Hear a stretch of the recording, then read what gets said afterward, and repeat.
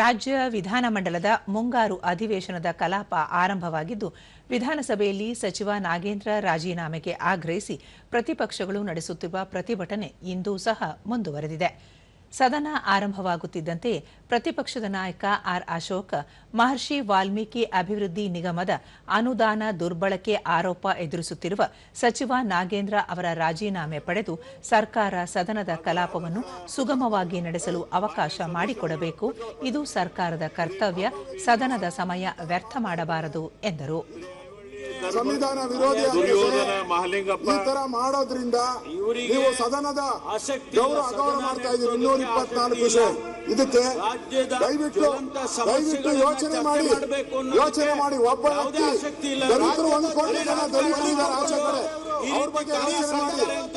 ಹಣ ವಾಪಸ್ ತನ್ನಿ, 187 ಕೋಟಿ ವಾಪಸ್ ತನ್ನಿ, ಬಡವರಿಗೆ ಅದನ್ನ ಕೊಡಿ. ಬೇರೆ ದಲಿತರಿದ್ದಾರೆ, ಬೇಕಾದಷ್ಟು ಜನ ದಲಿತರಿದ್ದಾರೆ. ನಾಗೇಂದ್ರ ಒಬ್ಬನೇ ದಲಿತ ಅಲ್ಲ, ಬೇಕಾದಷ್ಟು ಜನ ದಲಿತರಿದ್ದಾರೆ. ಅವ್ರ ಮಂತ್ರಿ ಮಾಡಿ ಅದು ಬಿಟ್ಬಿಟ್ಟು ಒಬ್ಬ ವ್ಯಕ್ತಿಗೋಸ್ಕರ ನೀವು ಈ ತರ ಸದನವನ್ನ ಹಾಳು ಮಾಡ್ತಾ ಇರೋದು ಒಳ್ಳೇದಲ್ಲ. ಸದನ ನಡೆಯಕ್ಕೆ ಅವಕಾಶ ಕೊಡಬೇಕು.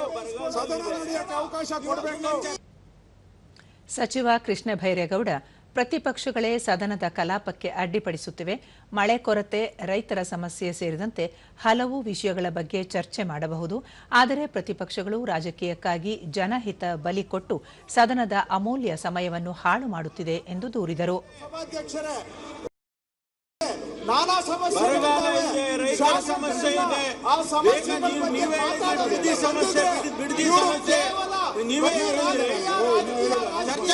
ಇವರಿಗೆ ರಾಜಕೀಯ ಅಧ್ಯಕ್ಷರೇ, ಇವತ್ತು ಅವಕಾಶ ಇದೆ. ಮತ್ತೆ ಆರ್ ಅಶೋಕ್, ಸರ್ಕಾರದ ನಿಲುವನ್ನು ಖಂಡಿಸಿ ಹಗಲು ರಾತ್ರಿ ಧರಣಿ ಮಾಡಲಾಗುವುದು. ಆ ಮೂಲಕ ಸರ್ಕಾರಕ್ಕೆ ನಾಗೇಂದ್ರ ರಾಜೀನಾಮೆ ಪಡೆಯುವವರೆಗೆ ಹೋರಾಟ ಮುಂದುವರೆಸಲಾಗುವುದು ಎಂದರು.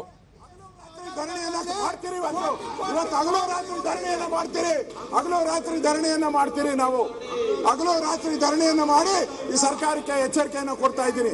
ಹಗಲು ರಾತ್ರಿ ಧರಣಿಯನ್ನ ಇವತ್ತು ಘೋಷಣೆ ಮಾಡ್ತಾ ಇದ್ದೀನಿ. ಯಾವುದೇ ಕಾರಣಕ್ಕೂ ನಾವು ಬಿಡಲ್ಲ. ನಾಗೇಂದ್ರ ರಾಜೀನಾಮೆ, ದಲಿತರ ಹಣ ವಾಪಸ್ ಬರಬೇಕು. ಇದು ನಮ್ಮ ಹೋರಾಟ ಇದೆ. ಸ್ಪೀಕರ್ ಜಿಎಸ್ ಪಾಟೀಲ್ ಗದ್ದಲದ ನಡುವೆಯೇ ಪ್ರಶ್ನೋತ್ತರ ಕಲಾಪವನ್ನು ಕೈಗೆತ್ತಿಕೊಳ್ಳಲು ಮುಂದಾದರು. ಆಗ ಪ್ರತಿಪಕ್ಷಗಳ ಸದಸ್ಯರು ಸ್ಪೀಕರ್ ಮುಂಭಾಗದ ಬಾವಿಗಿಳಿದು ಪ್ರತಿಭಟನೆ ನಡೆಸುತ್ತಾ ಸರ್ಕಾರದ ವಿರುದ್ಧ ಘೋಷಣೆಗಳನ್ನು ಕೂಗತೊಡಗಿದರು.